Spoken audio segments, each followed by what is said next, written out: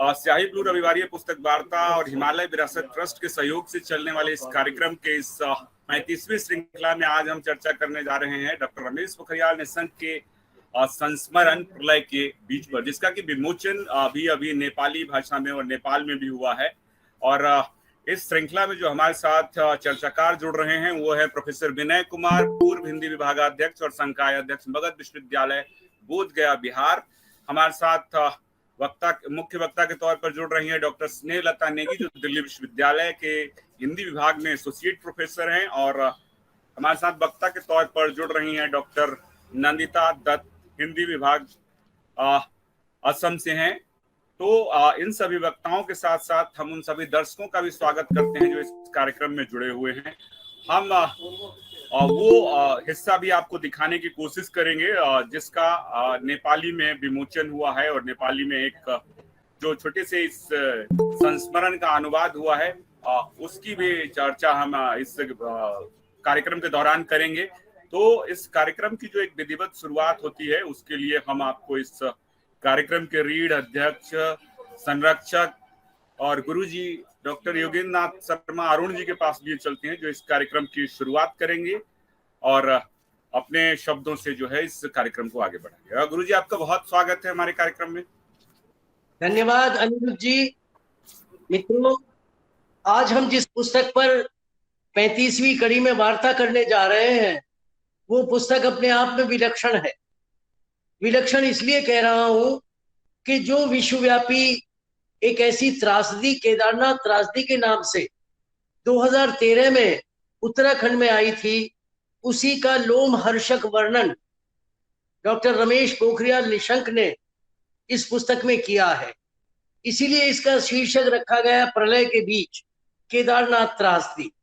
मित्रों, हम जीवन में त्रासदियां बहुत देखते हैं, विशेष रूप से हिमालयी राज्यों में तो त्रासदी आम बात होती है, लेकिन उस त्रासदी को हम साहित्य में लाकर जब डायरी शैली, रिपोर्टाज शैली, संस्मरण, इतिहास, पर्यटन, कहानी, निबंध, इन सब के रूप में ढाल देते हैं, तब वो आपदा तो वो थी ही, लेकिन वो लोगों के जहन में एक ऐसी विलक्षण कृति बन जाती है कि जिसे आज हम विवेचित करने जा रहे हैं।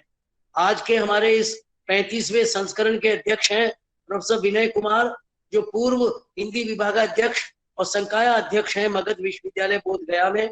हमारी मुख्य वक्ता के रूप में हमारे साथ रहेंगी डॉक्टर स्नेहलता नेगी, जो दिल्ली विश्वविद्यालय में एसोसिएट प्रोफेसर हैं।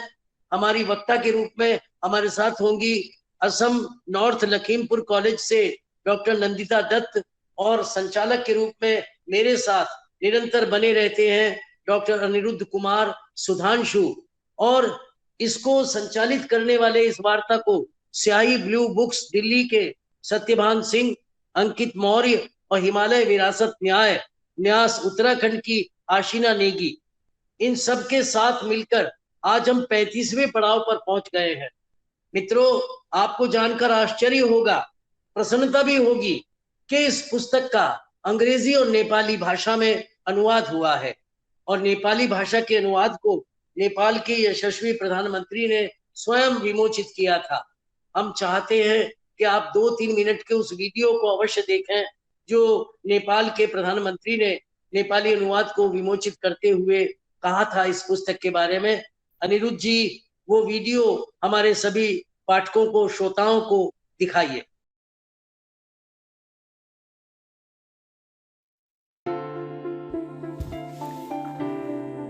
सुप्रसिद्ध साहित्यकार डॉक्टर रमेश पोखरियाल निशंक द्वारा जून 1913 में आई भीषण केदारनाथ आपदा पर लिखी पुस्तक प्रलय के बीच, केदारनाथ आपदा के नेपाली संस्करण प्रलय माझ केदारनाथ आपदा का विमोचन नेपाल के तत्कालीन प्रधानमंत्री श्री पुष्पकमल दहल प्रचंड द्वारा प्रधानमंत्री आवास में किया गया।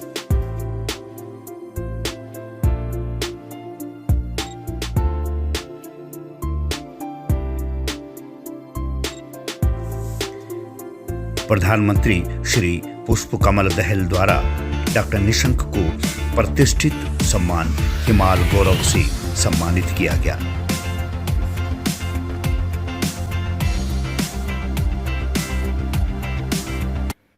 र यो पुस्तक विमोचनको क्रममा उहाँसँग यसरी परिचय हुने मौका भयो। उहाँ एउटा लेखकको रूपमा स्थापित त हुनुहुँदो रहेछ नै, राजनीतिज्ञको रूपमा पनि उहाँको एउटा चाहिँ उचाइ रहेछ। प्रधानमंत्री श्री दहल ने कहा कि इस पुस्तक के विमोचन के बहाने डॉक्टर निशंक से मुलाकात होना मेरे लिए सौभाग्य की बात है। यो पुस्तक विमोचन एउटा सामान्य संक्षिप्त जस्तो कार्यक्रम भए पनि यो निकै नै अर्थपूर्ण छ, दूरगामी महत्त्वको छ भन्ने म ठान्छु। इसलिए सबसे पहले मैं डॉक्टर रमेश पोखरियाल निशंक, जो प्रलय माज केदारनाथ त्रासदी का लेखक है, उनके साथ आज इस तरह से परिचय होना और सामीप्य होना मुझे लगता है कि मेरे लिए एक गर्व की बात है। इस अवसर पर उन्होंने कहा कि डॉक्टर निशंक साहित्यिक, राजनीतिक और सामाजिक क्षेत्र में लगातार सक्रिय हैं। उन्हें सम्मानित करते हुए मुझे हर्ष का अनुभव हो रहा है। आज डॉक्टर रमेश के साथ इस तरह मेरे रेजिडेंस में, नेपाल के प्राइम मिनिस्टर के रेजिडेंस में, ये पुस्तक विमोचन का जो अवसर मुझे मिला, ये अविस्मरणीय है। डॉक्टर रमेश पोखरियाल निशंक जी जिस तरीके से मानव सेवा में, सामाजिक सेवा में और राजनीतिक सेवा में भी एक बहुआयामिक व्यक्तित्व के रूप में सामने आए हैं, उनकी सफलता की मैं कामना करता हूँ। इस अवसर पर प्रधानमंत्री आवास में अनेक नेपाली राजनीतिज्ञ एवं साहित्यकार उपस्थित थे।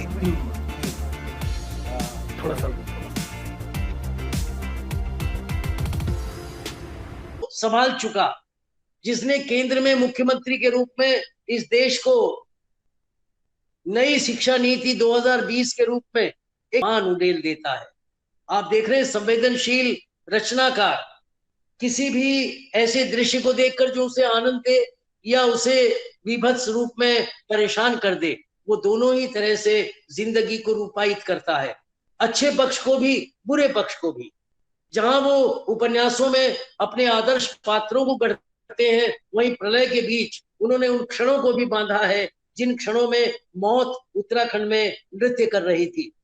वो लिखते हैं, अपनी इन यात्राओं और इन 3 महीनों के मध्य मुझे जो देखने को मिला, जो कुछ मैंने पीड़ितों और वहां से बच निकले श्रद्धालुओं के मुंह से सुना, जो आप बीती मुझे स्थानीय ग्रामीणों और दुकानदारों ने सुनाई, और इस दौरान जो भी पत्र मुझे मिले, उस सबके दृष्टिगत ही मैंने इस त्रासदी को मन का बोझ हल्का करने के उद्देश्य से एक वृतांत के रूप में सहेजने का प्रयास किया।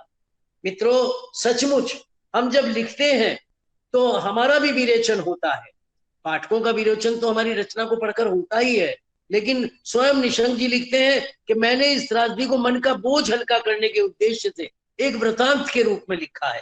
तात्पर्य इस पुस्तक में केवल संस्मरण या रिपोर्टाज नहीं है, ये कहानी भी है, ये निबंध भी है, और सबसे बढ़कर इसमें जो चित्र आए हैं, उन चित्रों ने इस पुस्तक को जैसे सजीव कर दिया है, जीवित कर दिया है। आज इस पुस्तक पर वार्ता करने के लिए मेरे पास वक्ता के रूप में प्रोफेसर डॉक्टर नंदिता दत्त हैं, जो असम के नॉर्थ लखीमपुर कॉलेज से हमारे बीच आई हैं। मैं चाहूंगा डॉक्टर नंदिता दत्त अपना व्याख्यान प्रस्तुत करें। आइए डॉक्टर नंदिता जी। डॉक्टर नंदिता।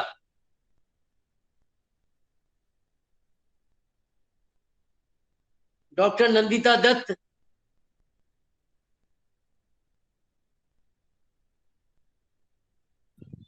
अनिरुद्ध जी जी सर। अरुण सर जी सुन पा रहे हैं सर? नंदिता, आप 10 से 12 मिनट तक बोलिए। सर आप सुन पा रहे हैं हमें? मैं सुन पा रहा हूँ आपको। जी जी सर। ओ सर, ठीक है सर। सबसे पहले सबको नमस्कार। इस कार्यक्रम के अध्यक्ष प्रोफेसर विनय कुमार जी, हमारे गुरुवर अरुण जी, मुख्य वक्ता नेगी जी और तमाम प्रबंधक एवं सुधीवृंदो, इस कार्यक्रम से जुड़ाने के लिए सबसे पहले मैं डॉक्टर रवि कुमार जी की आभारी हूँ कि उन्होंने इस कार्यक्रम में वक्ता के रूप में मुझे चुना। जैसे कि अरुण जी ने कहा है, मेरे पास 10 से लेकर 15 मिनट है। हालांकि मुझे समय का उतना पता नहीं था कि कितना समय बोलना है, तो मैं संक्षिप्त करूंगी। तो शुरू करते हैं 2013 से।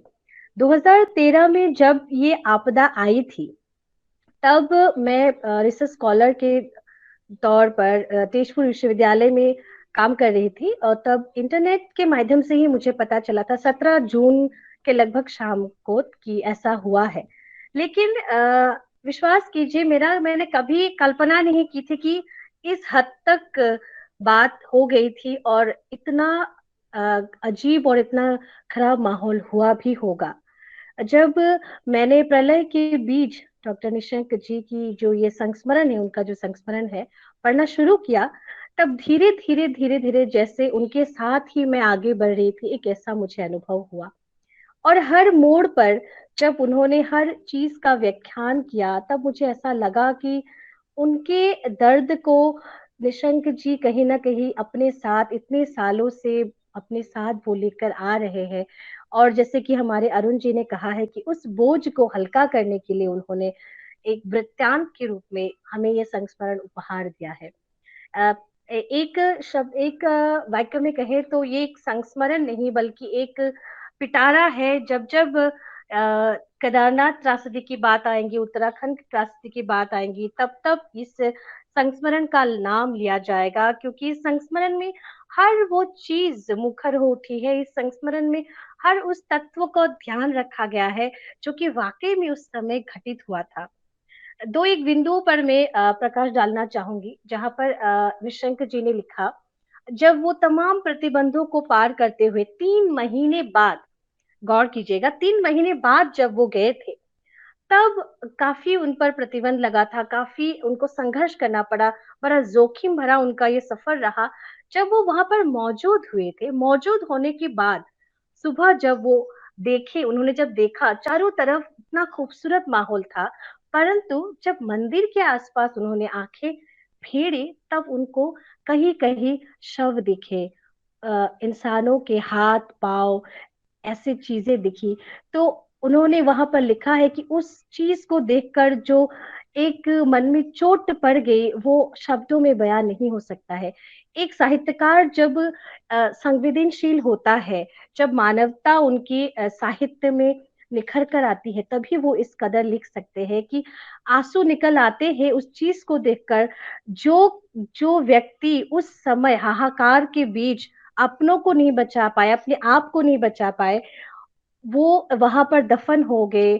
1 महीना नहीं, 2 महीना नहीं, 3 महीने बाद भी उनको निकालने का कोई प्रबंध नहीं हो पाया, बल्कि पूजा अर्चना शुरू हो चुकी थी, परंतु उनका शव वहां पर दफन हो चुका था।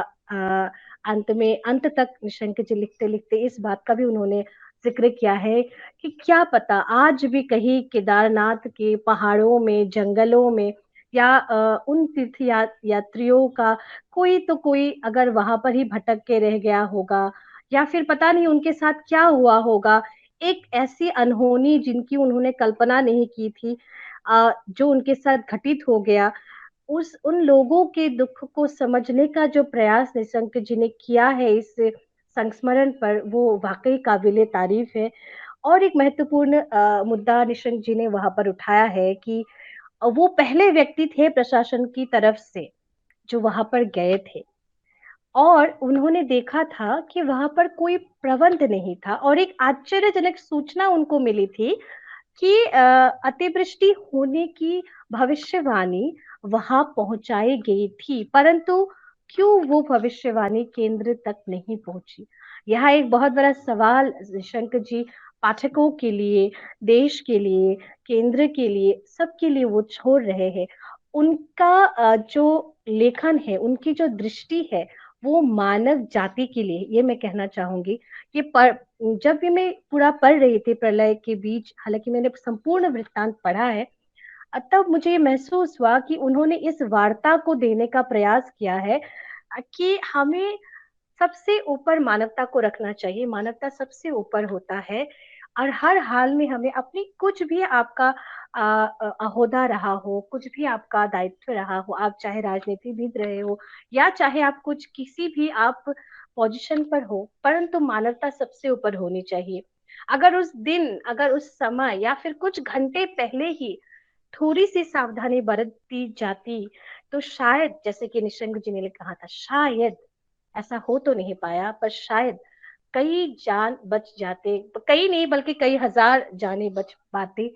और निशंक जी ने और एक बात वहां पर बड़ा महत्वपूर्ण उन्होंने मुद्दा उठाया है कि लगभग त्रासदी के एक हफ्ते के या फिर 10 एक महीने के आसपास बहुत सारा अनाउंसमेंट हुआ था, और वहां पर उन्होंने एक मुद्दा उठाया है कि जो लोग लापता हुए हैं उनकी तलाश जारी रखनी चाहिए। जो काम नहीं हो पाया, जिसके कारण 2 साल बाद जो नरकंकाल मिले, वो अत्यंत दुखजनक था।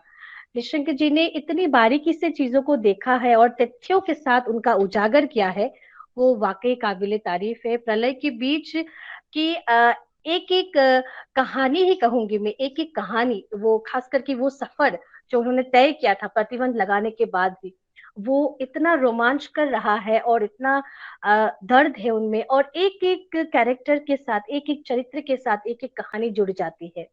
अंत में वो 2 कहानी, 3 कहानी वो बताते, कहानी ही कहूंगी मैं। एक पात्र अपने साथ एक कहानी लेकर जा रहे थे, जिनकी पत्नी को मृत घोषित करके सरकार उनको पैसा दे देते हैं, परंतु उनकी पत्नी काफी दिनों बाद, लगभग साल भर बाद उनको मिल जाती है। तो ये दर्द हम नहीं महसूस कर पाएंगे, जिस दर्द का आ, जिस दर्द को पहचानने की कोशिश निशंक जी ने की है, जिस दर्द की भरपाई करने की कोशिश निशंक जी ने की है। पता नहीं ऐसे कितनी कहानियां उस पहाड़ी में दफन हो गई होंगी, पता नहीं कितने लोगों की अरमान, कितने लोगों का ख्वाब, कितने लोगों का सपना वहां पर दफन हो गया होगा, जिसको निशंक जी ने स्वयं भोगा है, क्योंकि वो वहां पर गए थे, एक नहीं, दो नहीं, 3 3 बार वो गए थे। मौजूदा हालात में सुधरने के बाद और उसके कई साल, लगभग 2 साल बाद भी वो वहां पर गए थे। तो एक प्रकार का उन्होंने, उनका जो उस घटना के साथ जो एक जुड़ाव था, उनका जो दर्द था, उनकी जो सहानुभूति, उनकी जो सहमर्मिता थी, वो इस लेख में प्रकट होती है। और ये एक, जैसे कि मैंने कहा है, उस घटना को उन्होंने अपने साथ संजोया है, अपने साथ साथ उन्होंने उस घटना को लेकर वो जिए हैं, और इसलिए शायद उस दर्द को कम करने के लिए उन्होंने लिखा होगा, ऐसा मेरा अनुभव रहा है पढ़ने के दौरान। और एक बात पर उन्होंने प्रकाश डाला है कि ऐसी भारी आपदा में जहां पर लोग एक दूसरे को बचाने के लिए लगे हुए थे, वहां पर भी अमानवीय काम हो रहा था, जैसे कि लाशों में से पैसे चुराना, गहने चुराना, या फिर जितने सारे घर टूट गए थे वहां से पैसों को चुराना, या फिर चीजों को वहां से चुराना। तो मानवता का स्खलन जो है वह, वो भी कहीं ना कहीं निशंक जी ने अपने इस पुस्तक के माध्यम में उसकी भी वार्ता हमें दी है। साथ ही साथ एक चीज का उन्होंने आगाह दिया है कि इंसान को धैर्य और बुद्धि से काम लेना चाहिए, हर पद पर उन्होंने इस बात को दिखाया है। और साथ ही साथ एक बात वहां पर कहा है कि ये जो पूरी की पूरी त्रासदी है, वहां सिर्फ धन का नुकसान नहीं हुआ है, वहां अनुभवों का नुकसान हुआ है। वो जो एक अनुभव था हमारे केदारनाथ जी के साथ, केदारनाथ दर्शन के साथ, उस तीर्थ यात्रा के साथ, उस घाटी के साथ, उस पहाड़ी के साथ, एक अजीब प्रकार का बंधन, हम पूरे देशवासी उससे बंधे हुए थे, उस भावना को चोट पहुंची है। इस प्रकार का अमानवीय कार्य निस्संदेह अत्यंत दुखदाई है। इस बात पर भी निशंक जी ने प्रकाश डाला है। कुल मिलाकर उन्होंने बड़ी ही सुंदरता से और मर्मस्पर्शी रूप में पूरी त्रासदी का उन्होंने बयान किया है। चाहे वो एक विजय कुमार जी का नंदी को पकड़कर बच जाना हो, या फिर चौबे जी का लाशों के ऊपर 24 घंटा बिताना हो, वो एक एक बात जो सुनकर ही मेरे रोंगटे खड़े हो जाते। चौबे जी के स्थान पर मैं अपने आप को कभी कल्पना नहीं कर सकती हूँ अरुण जी, वो कैसा महसूस कर रहे होंगे उस समय, कि बेबस थे कि आप उनको रहना पड़ेगा लाशों के ऊपर। तो हर एक चीज को इतनी बारीकी से उन्होंने लिखा है कि मैं मुझे पढ़कर बहुत अच्छा लगा, और मुझे जानने का अवसर मिला कि ऐसा भी हुआ था। हालांकि असम बहुत दूर है सर, जो हमें न्यूज चैनल में दिखाया गया था वही हम देख रहे थे, तो चीजों को इतनी बारीकियों से हमने परखा नहीं था। ये परखने का मौका मुझे मिला प्रलय के बीच संस्मरण को पढ़कर। अंत में मैं यही कहना चाहूंगी कि एक बेहतरीन संस्मरण है, जैसा कि अरुण जी ने भूमिका में लिखा है। मैंने नोट किया था अरुण जी का एक शब्द, वहां पर एक लाइन था, वहां पर उन्होंने कहा है कि ये संस्मरण नहीं, संस्मरण डायरी और रिपोर्टाज का संगम है। तो डेफिनेटली ये ऐसा ही है, क्योंकि वो वहां पर उन्होंने तारीख लिखा है, डायरी शैली है वहां पर, और तथ्यों को उजागर किया है, तो वो रिपोर्टाज की श्रेणी में भी आ जाता है। जीवन का यथार्थ है, इसलिए संस्मरण हो जाता है। भोगा हुआ यथार्थ है और संस्मरण पुख्ता हो जाता है। संस्मरण, रिपोर्टाज और डायरी, बिल्कुल सही अरुण जी, एक बेहतरीन उन्होंने संगम उन्होंने पेश किया है, और एक ऐसी रचना जिसको सदियों तक याद किया जाएगा। और अभी अभी एक खुशखबरी मिली है कि नेपाली भाषा में भी इनका अनुवाद हो चुका है। मैं उम्मीद करती हूँ कि इनका ये किताब, इनका ये संस्मरण भारत की हर भाषा में इनका तर्जुमा हो, अनुवाद हो, और लोग जो कि नहीं जानते हैं इसके असल मुद्दे के बारे में, उन लोगों के बारे में, उन लोगों को जाने, उनके दुख को समझे, और भविष्य में ऐसा हो तो हमें कैसे कैसे सावधानी बरतनी चाहिए, ये भी केंद्र थोड़ा सा, इसके लिए भी केंद्र पहले से ही थोड़ी तैयारी कर ले। बहुत बहुत धन्यवाद अरुण जी, क्योंकि 10-15 मिनट ही मेरे पास समय था, तो मैंने इसी में से अपना वक्तव्य, मैं अपनी वाणी को यही विराम देना चाहती हूँ। धन्यवाद। बहुत सुंदर बेटी नंदिता, आपने बहुत अच्छी तरह से, बड़े सरल शब्दों में, बहुत संक्षेप में आपने इस पुस्तक के मर्म को छुआ है। और आपने विशेष रूप से कहा है कि इतनी बड़ी विभीषिका की कल्पना लेखक के साथ साथ आपदा के दर्द को आपने भी जिया है, आपने पाठक ने जिया है।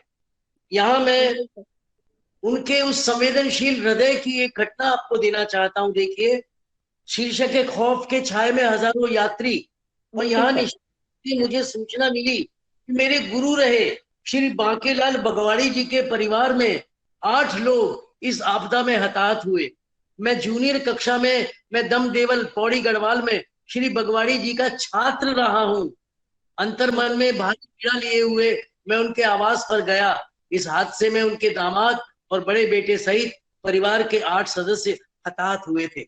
आप सोचिए, शिष्य गुरु के पास जा रहा है और गुरु के दर्द को बांट रहा है, इससे बड़ी गुरु दक्षिणा क्या हो सकती है? कुछ नहीं सर।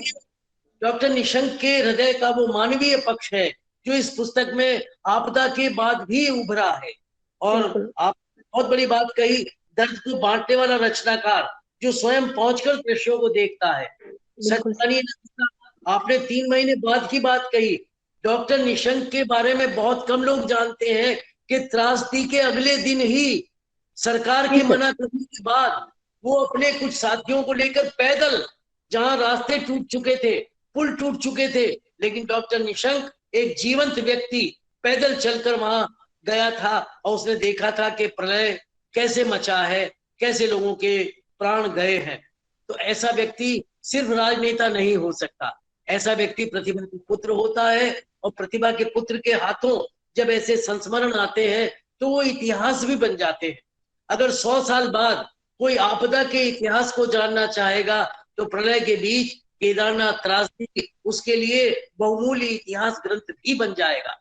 और अब बातचीत करना चाहूंगा आज की मेरी मुख्य वक्ता डॉक्टर स्नेहलता नेगी, जो दिल्ली विश्वविद्यालय से आती है। कहूंगा डॉक्टर स्नेहलता नेगी, आप अपनी बात इस पुस्तक पर रखिए। सभी को मेरा जी सभी को मेरा नमस्कार। सबसे पहले डॉक्टर रमेश पोखरियाल निशंक जी को मेरा नमन, और डॉक्टर संरक्षक डॉक्टर योगेंद्रनाथ शर्मा जी, और उसके बाद अध्यक्ष, आज के इस कार्यक्रम के अध्यक्ष प्रोफेसर विनय कुमार जी, अनिरुद्ध और डॉक्टर रवि कुमार गौंड, जिन्होंने मुझे निशंक जी की रचनाओं को पढ़ने का सुअवसर दिया। और उस यात्रा को जब मैं देख रही थी, पढ़ रही थी, उससे महसूस कर रही थी, तो निरंतर एक दोबारा से वही मंजर मेरी आंखों के सामने से गुजर रहा था। और जैसे कि हम सब उस समय 16 जून 2013 में जब ये प्रलय उत्तराखंड में 4 धाम में केदारनाथ में भीषण जो प्रलय जो आया है, उस मंजर को जब हम देखते हैं, जैसे अरुण जी ने भी अपनी भूमिका में उसे जिक्र किया है कि इस तरह का प्रलय जो हमने कामायनी जैसी रचनाओं में पढ़ा है।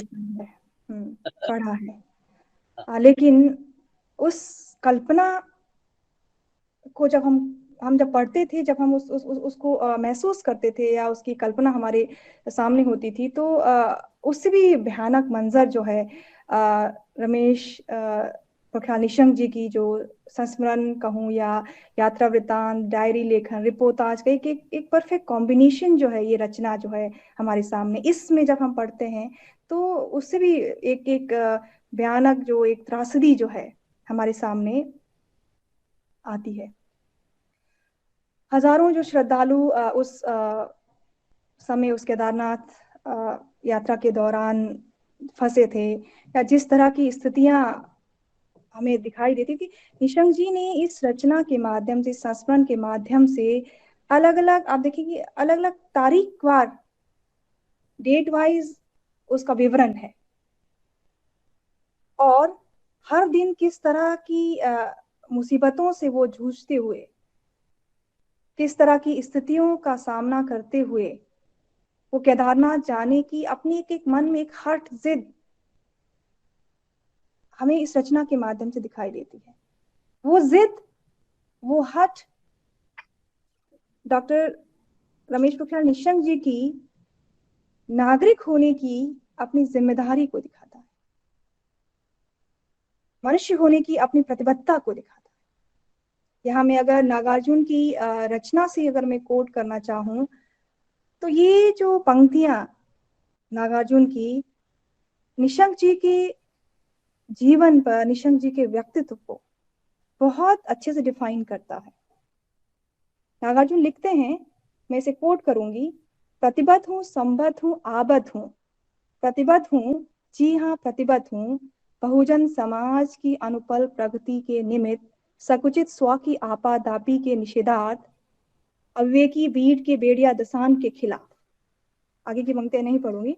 तो यहाँ पर आप देखें कि इस संस्मरण को पढ़ते हुए एक पूरा का पूरा जो व्यक्तित्व जो है निशंक जी का, एक मनुष्य संवेदना से संचित व्यक्तित्व, एक कंपैशनेट फीलिंग के साथ उभरता हुआ व्यक्तित्व हमारे सामने आता है।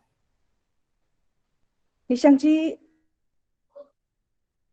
संस्मरण के माध्यम से हमें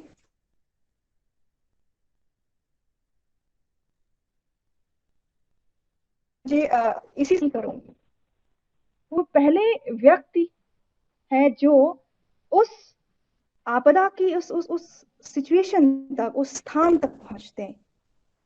प्रशासन व्यवस्था की तरफ से बार बार मना करने पर अलर्ट करते हैं, उन्हें भेजते नहीं है। उसके बावजूद अनाउंसमेंट के माध्यम से उनको कहना पड़ता है कि मैं अपने जोखिम पर मैं जाना चाहता हूं, अपने साथियों के साथ वो निकलते हैं। ये जोखिम जो है कोई बड़ा व्यक्तित्व ही, बड़ा शख्सियत ही उठा सकता है, जिसके भीतर अपने समाज, अपने मनुष्य होने की जो अपनी धर्मिता है, उसे निभाने की जो एक शिद्दत होती है, वो शिद्दत हम इस रचना के माध्यम से महसूस करते हैं। और जिस तरह से निशंक जी ने उस त्रासदी का एक मतलब कहें एक कहानी के माध्यम से या अलग अलग लोगों से मिलकर जब वो बातचीत के माध्यम से वो घटनाक्रम एक के बाद एक हमारे आंखों के सामने वो मंजर जब हमारे सामने आता है, तो ऐसे लगता है कि ये जो प्रलय जो है, ये जो आपदा जो है, मनुष्य की भीतर की उस कमजोरी और उस ताकत दोनों को ही हमारे सामने रखता है। अलग अलग आप देखें कि किस तरह से वहां पर प्रलय के बीच लोग बिलखते हुए, रोते हुए हमें दिखाई देते हैं, और जीवन जीने की, जीवन छूटे ना, उसकी जिजीविषा जो है वो वहां उन लोगों में दिखाई देती है। बहुत मुश्किलात के बाद जब निशंक जी वहां पहुंचते हैं तो वो लिखते हैं कि किस तरह की जो स्थिति, जो इस तरह की आपदा जो है, लिखते हैं कि एक उनका एक अपने लेख की जो किस पुस्तक की जो शुरुआत में वो लिखते हैं कि फिर ना दिखाना ऐसे दिन केदार बाबा। इस शीर्षक से ही आप समझ सकते हैं कि वो मंजर कैसा रहा होगा, जिसे आप दोबारा नहीं देखना चाहेंगे। ऐसा मंजर, इस तरह की परिस्थिति से दोबारा नहीं गुजरना चाहेंगे, उस तरह के अनुभव से आप दोबारा नहीं गुजरना चाहेंगे। तो वो स्थिति जो है किस तरह से भयावह था, किस तरह से हृदय विदारक था, वो एक एक घटनाक्रम के साथ हर दिन की अपनी जो एक कहें कि एक डायरी की तरह वो लिखते हैं और उसका पूरा ब्यौरा देते हैं। निशंक जी की ये रचना सिर्फ एक संस्मरण, यात्रा वृत्तांत या कहें कि एक फैक्ट तक सीमित नहीं है, एक प्राइमरी रिसोर्स है इतिहास में, एक डॉक्यूमेंट है। अगर जब भी केदारनाथ या जब भी इस तरह की जो आपदाएं आती है, उस पर कोई रिसर्च करता है या उस पर दोबारा से एक रीलुक हम रिविजिट करना चाहें अपनी हिस्ट्री की तरफ, तो वो एक रिसोर्स है, प्राइमरी रिसोर्स तो है ही है, लेकिन उससे भी ज्यादा मनुष्य की संवेदनाओं की यात्रा है। मनुष्य की संवेदनशीलता को वो किस तरह से दिखाते हैं। वहां दोनों ही तरह की स्थितियां हैं और वो भी दिखाते हैं कि किस तरह से दो तरह, मैं इसे में दो भागों में विभाजित करते हुए मैं इस रचना को देखती हूँ। एक वो मंजर, वो प्रलय का मंजर है, जिसे देखते हुए पोखरियाल जी लिखते हैं कि मैं रात भर सो नहीं पाता था, कई कई रात नहीं सोया, और खुद पैदल यात्रा के माध्यम से उस हर स्थान का विश्लेषण करते, हर स्थान पर जाते हैं, लोगों से बातचीत करते हैं, और जब वो वहां पहुंचते हैं उस घाटी में, तो किस तरह से उम्मीद की जो जो जो किरण जो है लोगों की आंखों में वो देखते हैं। उनका वहां पहुंचना, उन जो वहां फंसे हुए थे यात्री, वहां के जो स्थानीय जो लोग, उनकी आंखों में एक जीवन जीने की चमक, जीवन बचने की एक उम्मीद वहां नजर आती है। वो उम्मीद ही है। जीवन में हम साहित्य के माध्यम से उम्मीद को हम देखते हैं। जीवन में हम अगर उम्मीद है, हमारे पास होप है, विल पावर है, तो हम फतेह कर जाते हैं। जंग फतेह करने की वही विल पावर उनके वहां पहुंचने के बाद वहां के लोगों में, स्थानीय लोगों में, उस आपदा में फंसे हुए लोगों में जो एक चमक दिखाई देती है, वो उन्हें उस आपदा के बीच कई जीवन को बचाने के लिए जीवन दान के रूप में वो निशंक जी का पहुंचना जो क्या कि वो सार्थक होता है। और मैं ये समझती हूँ कि और महसूस कर सकती हूँ उस रचना को पढ़कर कि जब उनका वहां पहुंचना, जब वो वहां पहुंचते हैं, उसके बाद भी बहुत सी जिंदगियां बची होंगी, एक हौसले के माध्यम से, उम्मीद के माध्यम से। जब आप होप छोड़ देते हैं, बहुत से ऐसी बीच में जिक्र करते हैं निशंक जी कि उस हड़बड़ी में, उस घबराहट में, उस नाउम्मीदी में बहुत से लोगों ने पहाड़ से छलांग लगा दिया। उस आपदा को वो झेल नहीं पाए। जब आपके पास उम्मीद होती है तो आप हर आपदा से आप लड़ते हैं, जूझते हैं। उस तरह की जो स्थिति जो है, उस तरह की जो एक जिजीविषा जो है, साहित्य ही दे सकता है। साहित्य एक मानवीय जो संवेदना वाला शख्सियत ही आपके भीतर पैदा करता है। और कुदरत के कहर को, और दूसरी तरफ उसके बाद की स्थितियों को दिखाते हैं। एक वो प्रलय का मंजर है जहां पर जब लोगों से मिलकर बातचीत करके वो उसका वर्णन करते हैं, और वो पहले व्यक्ति हैं जो प्रशासन तक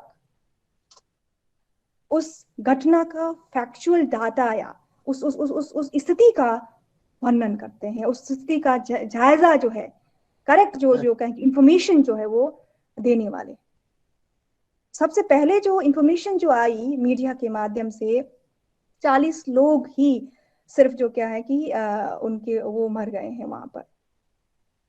लेकिन जब निशंक जी को ये अंदेशा था, जब वहां पर नेटवर्क नहीं लगा, जब उन्होंने स्थानीय लोगों से जब कांटेक्ट करने की जब कोशिश की, जब उनसे कोई जब सूचना नहीं मिल रही थी, सही सही इंफॉर्मेशन नहीं मिल रही थी, तो उन्हें लगा कि जब वो खुद जाने का जब निर्णय करते, जब वो जाकर देखते हैं, वहां पर 40 नहीं हजारों की संख्या में लोग आहत थे, हजारों की संख्या में जान माल की क्षति हुई। और वो जो उसके बाद आप देखिए कि प्रशासन की तरफ से किसी भी तरह का कोई अधिकारी, कोई बड़ा अधिकारी, कोई वहां पर स्थानीय लेवल का जो ब्लॉक लेवल का अधिकारी भी वहां नहीं पहुंचता। प्रशासन के पास ताकत है, उसके पास फाइनेंस है, सब कुछ है, पावर है, लेकिन उसके बावजूद उसका नहीं पहुंचना उस समय की सरकार, उस समय की व्यवस्था की नाकामी है। उस नाकामी को भी वो दिखाते हैं। जबकि अलर्ट अगर आप देखें कि मौसम विभाग की तरफ से अलर्ट जो है क्या कि पहले ही जारी कर दिया गया था,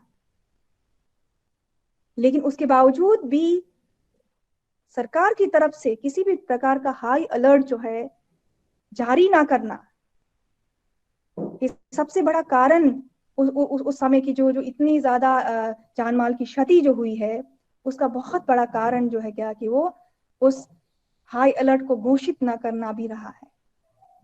उस चीज का भी वो जिक्र करते हैं, संकेत देते हैं हमें उस ट्रेजेडी के कि एक पाठक कैसे विश्लेषण करता है उस रचना को पढ़कर, सरकार की तरफ से क्या क्या कमियां रही है,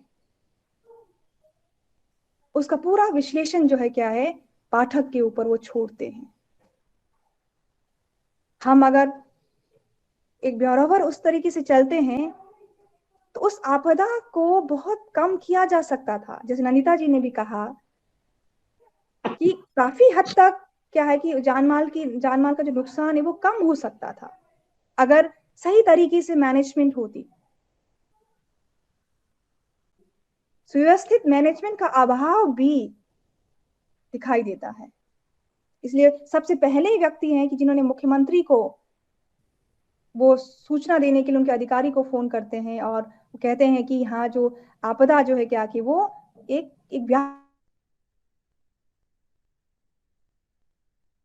हुआ है, एक छोटा मोटा वो नहीं है, ट्रेजेडी नहीं है, आपदा नहीं है, बल्कि एक लार्ज स्केल पर है। तो ये इंफॉर्मेशन जो है आप मुख्यमंत्री को आप दीजिए, और प्रधानमंत्री को सूचित करने वाले भी वो पहले व्यक्ति हैं। तो ये आप देखिए अपनी जिम्मेदारी वो किस तरह से निभाते हैं, और साथ ही साथ एक सोशल एक्टिविस्ट के रूप में भी आप देख सकते हैं कि किस तरह से वहां पर जब खाने के लिए कुछ नहीं था, कोई वहां पहुंच नहीं रहा, प्रशासन की तरफ से कोई किसी भी तरह का उस आरंभिक दिनों में जब किसी भी तरह की सहायता जब नहीं पहुंच रही थी, तो किस तरह से वो अपना एक सेल्फ हेल्प ग्रुप बनाते हैं, स्थानीय लोगों का एक समूह बनाते हैं, जिसके माध्यम से वहां पे जो लोग फंसे हुए यात्री थे, स्थानीय जो लोग थे, उनको अपने लेवल पर किस तरह से एक राहत जो है क्या कि वो पहुंचाया जा सके, किस तरह से हम उस आपदा से श्रीलता हम समापन पर आ जाइए बेटी।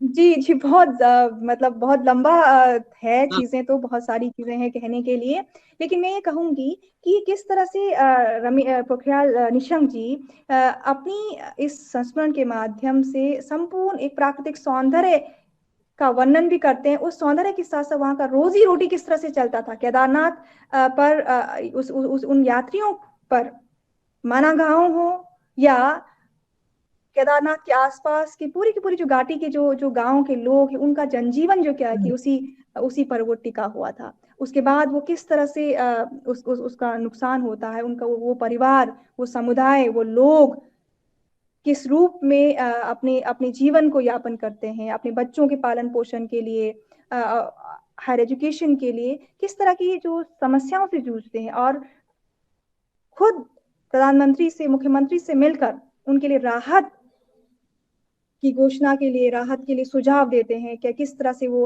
राहत दे सकते हैं। तो ये सुझाव जो है क्या कि एक कुशल एक नेतृत्व करने वाला व्यक्ति ही वो दे सकता है।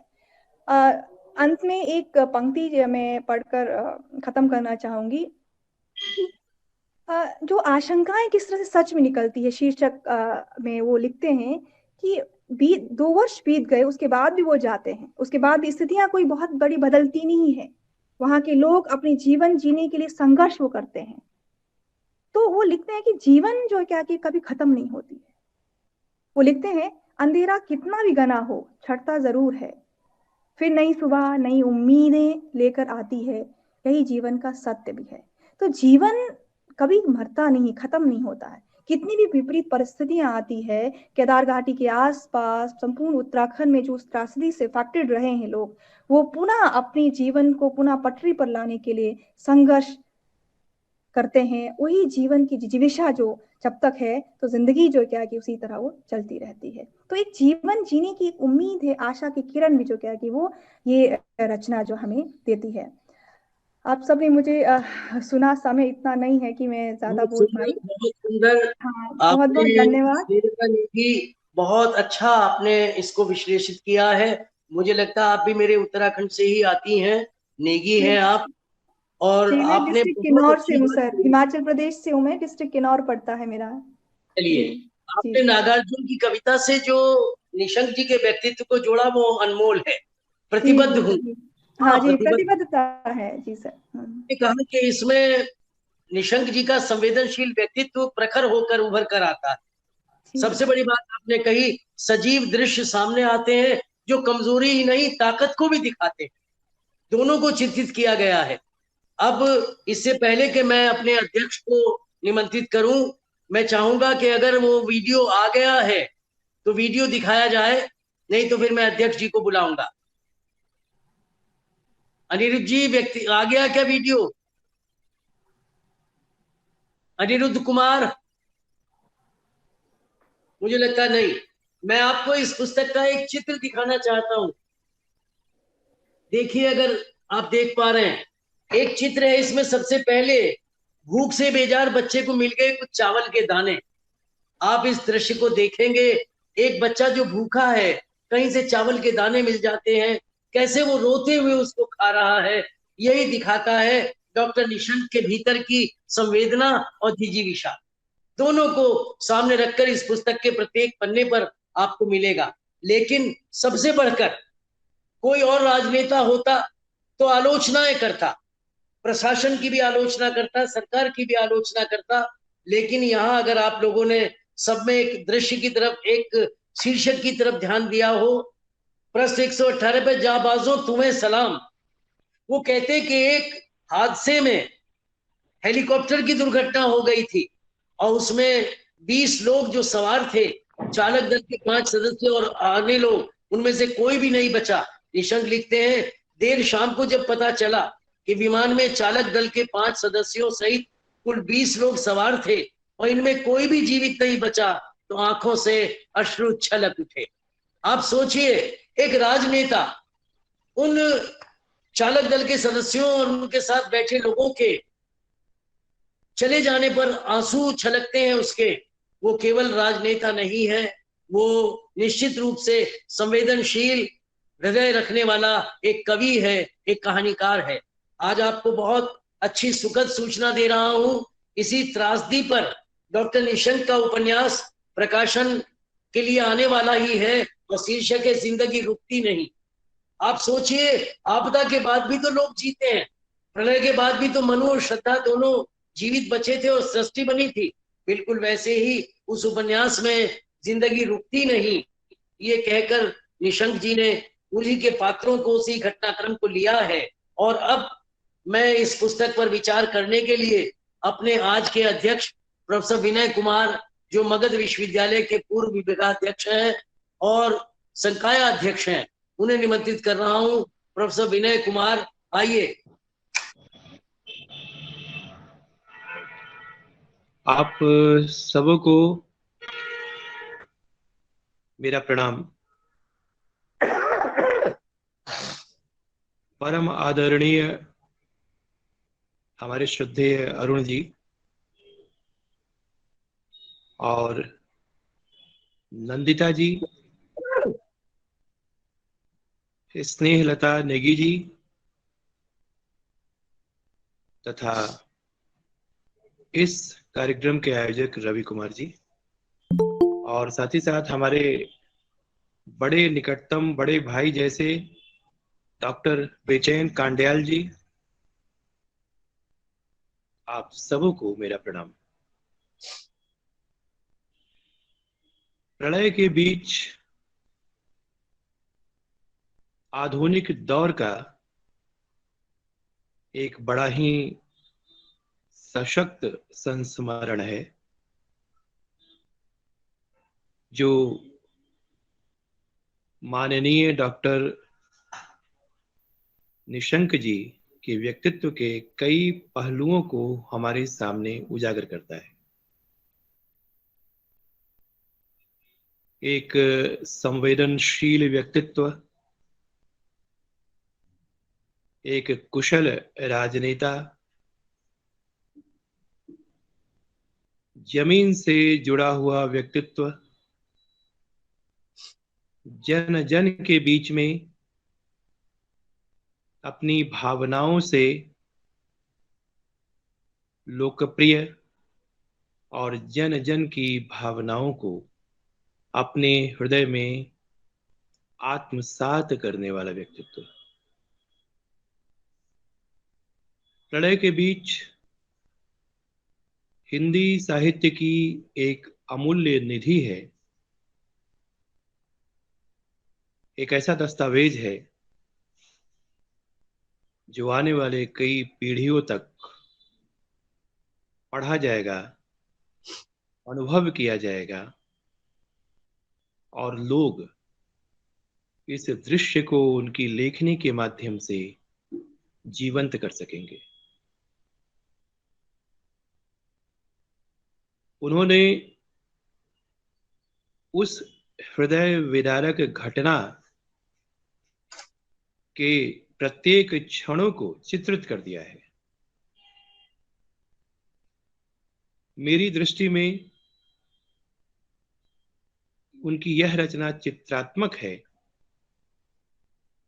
और उनके शीर्षक भी अद्भुत हैं जो उत्सुकता जगाते हैं, जैसे प्रलय का मंजर,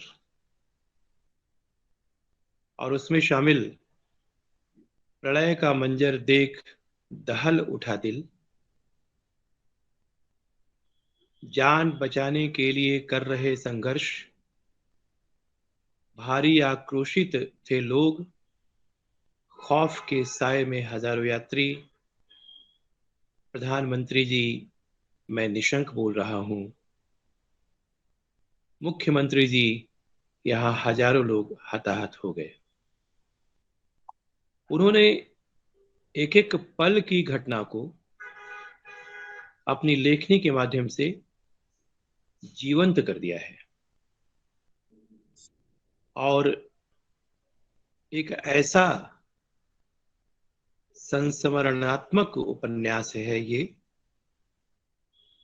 जो कहीं न कहीं करुण रस को जागृत कर देता है। सारी चीजें आंखों के सामने आ जाती है। जैसे देखिए, प्रलय के हृदय विदारक दृश्य में शमशान हो चुकी केदारपुरी, सिर्फ चीख पुकारो और करुण क्रंदन, आसमान से बरसी आफत, शवों के ऊपर बैठकर बिताए 24 घंटे, प्रलय ने राम बाड़ा बनाया रौखड़।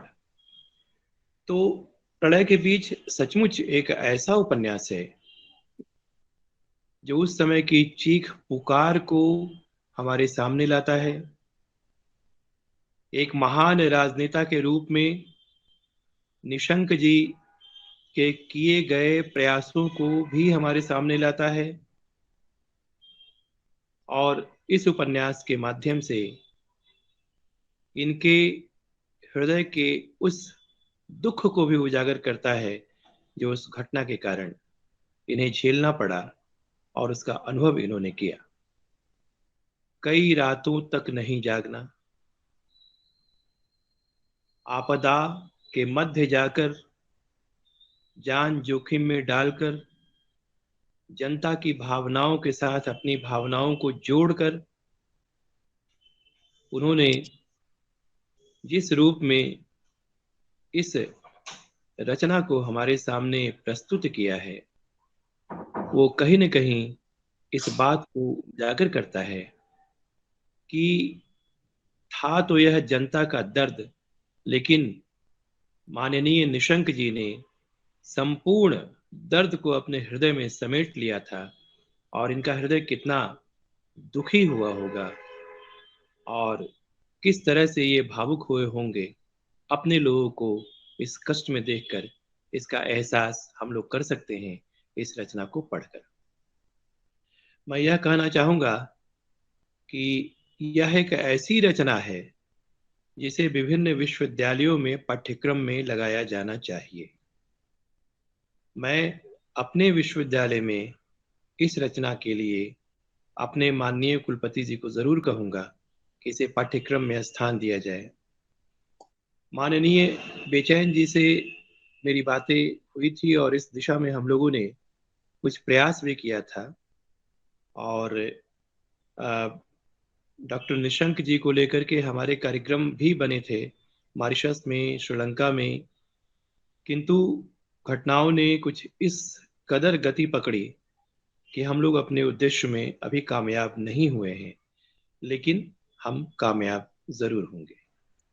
मैं स्नेहलता नेगी जी, नंदिता जी, रवि कुमार जी और माननीय अरुण जी के उद्गारों को सुन चुका हूं। आपने न सिर्फ उस समय की त्रासदी का वर्णन किया है, अपितु माननीय निशंक जी के प्रयासों को भी सराहा है, और ऐसे राजनेता के रूप में यदि हमारे भारत में लोग आए तो निश्चित रूप से जन जन की भावनाओं के साथ हमारा जो नेतृत्व है वो जुड़ा रहेगा, और एक हम ऐसे भारत का निर्माण कर सकेंगे जिसमें दुख में हाथ बटाने वाला हर समय उपस्थित होगा और सुख में शामिल होने वाला भी हर समय उपस्थित होगा। तो मैं इन्हीं शब्दों के साथ आप सबों के प्रति आभार व्यक्त करता हूं। हमारा प्रयास अभी जारी है और हम इस दिशा में आगे भी कार्य करेंगे, और प्रलय के बीज को विभिन्न विश्वविद्यालयों में और विदेशों में भी पाठ्यक्रमों में शामिल करने की कोशिश की जानी चाहिए। इसी उद्देश्य को सामने रखकर हमें काम करना चाहिए, और हम सभी मिलकर ऐसा करेंगे। तो आप सबों का बहुत बहुत धन्यवाद। बहुत बहुत धन्यवाद प्रोफेसर विनय कुमार। मैं आपके प्रति देवभूमि उत्तराखंड का एक बेटा होने के नाते इसलिए आभार व्यक्त कर रहा हूं कि आपने अपने विश्वविद्यालय में इस कृति को पाठ्यक्रम में लगाने की अनुशंसा अपने कुलपति महोदय से की है। आपके एक साथी डॉक्टर बंशीधर लाल मेरे मित्र रहे हैं। अभी कर्मानंद आपके यहाँ पहुंचा, मेरे लिए बेटा है जी। तो मैं चाहूंगा कि आपके ये प्रयास सफल हो, और आपने इसे संस्मरणात्मक उपन्यास कहा है, बहुत बड़ी बात है। मैं जानता हूं कि एक ऐसी विधा को जन्म दिया है डॉक्टर रमेश पोखरियाल निशंक ने, जो अपने आप में आंखों देखा हाल है, लेकिन आंखों देखा हाल होने के नाते भी उसमें कथा रस भी आ रहा है। भले ही उसमें विभत्स दृश्य भी है, लेकिन उसमें करुण रस भी है, उसमें उत्साह भी है, उसमें जिजीविषा भी है, और ये प्रलय के बीच किसी कामायनी से कम नहीं है। आपने बहुत बड़ी बात कही कि आधुनिक दौर का सशक्त संस्मरण है जो व्यक्तित्व के कई पहलुओं को उजागर करता है। आपने कहा कि जमीन से जुड़े हुए सृजनशील व्यक्तित्व रमेश पोखरियाल निशंक के जीवन का भी दस्तावेज ये बन गया है, और ये अमूल्य निधि है कृति जो आने वाली पीढ़ियों के लिए एक प्रामाणिक दस्तावेज सिद्ध होगी। मैं आपके प्रति आभार व्यक्त कर रहा हूँ। मैं आयु में अवश्य बड़ा हूँ, लेकिन आपने आज बहुत बड़ी बात कही है कि इस पुस्तक को, इस कृति को पाठ्यक्रमों में लगाया जाना चाहिए। मैं भी प्रयास करूंगा। मैं वर्धा विश्वविद्यालय में महामहिम राष्ट्रपति के द्वारा नामित सदस्य हूँ कार्य परिषद का। आपने एक राह दिखाई है, और ये राह को लेकर हम आगे बढ़ेंगे, तो विनय कुमार के साथ अरुण भी साथ साथ चलेगा। मैं भी आपके साथ रहूंगा। आपका बहुत धन्यवाद। हमारे अध्यक्ष महोदय ने, हमारी मुख्य वक्ता ने, हमारे वक्ता ने, तीनों ने आज प्रलय के बीच के विषय में जितना कुछ कहा है वो ये बता रहा है कि इस पुस्तक में केवल कवि निशंक नहीं है, केवल कथाकार निशंक नहीं है, केवल पत्रकार निशंक नहीं है, केवल संस्मरण लिखने वाला निशंक नहीं है, बल्कि एक ऐसा व्यक्ति, एक ऐसा मानव जिसके भीतर दिल धड़कता है, जिसके भीतर संवेदनाएं हैं। और वहीं से मैं उनकी आखिरी पंक्तियां, जो जीवन की 4 पंक्तियां उनके जीवन को प्रदर्शित करती हैं, वो है, अभी भी है जंग जारी, वेदना सोई नहीं है। अभी भी है जंग जारी, वेदना सोई नहीं है। मनुष्यता होगी धरा पर, संवेदना कोई नहीं है। मनुष्यता होगी धरा पर, संवेदना कोई नहीं है। कह रहा हूं का और वक्ताओं का धन्यवाद करते हैं। और हम जाने से पहले एक आग्रह करेंगे अपने वक्ताओं से कि अपना लेख जो है वो हमें जरूर भेजिए, ताकि हम इसको एक पुस्तकाकार रूप दे सके और आपके लिए एक नव वर्ष में गिफ्ट भी लेकर के उपस्थित हो सके एक पुस्तक के रूप में। और हमारा विशेष आग्रह है हमारे दर्शकों से कि वो हमारे चैनल डॉक्टर रमेश पोखरियाल के निशंक की रचना संसार को सब्सक्राइब कर ले, ताकि हमारी जो अगली एपिसोड प्रसारित होने वाली है उसकी जान